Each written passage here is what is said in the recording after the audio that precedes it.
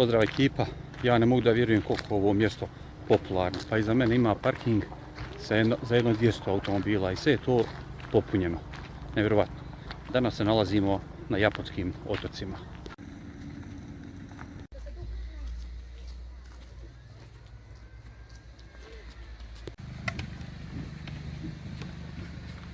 Prije nego što krenemo sa razgledom Japotskih otoka, prvo vam želim reći ko su bili Japodi.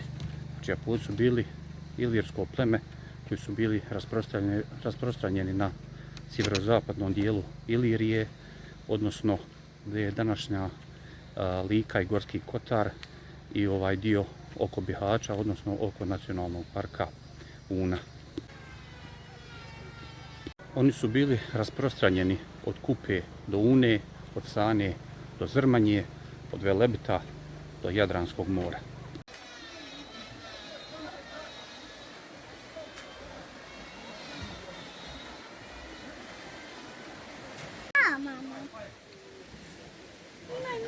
Radi se o 5 otoka koji su međusobno povezani drvenim mostićima.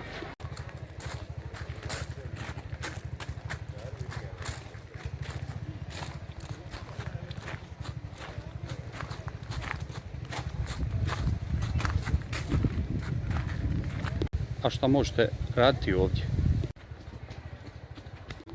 Možete hodati prelijepim stazama, možete uživati u tišini, možete uživati u crkutu ptica.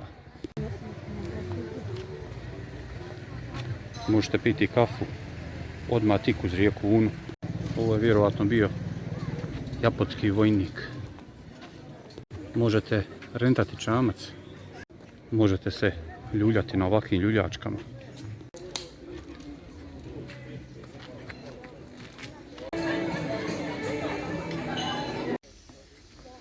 Možete noćiti u jednoj ovakvih kućica na drvetu.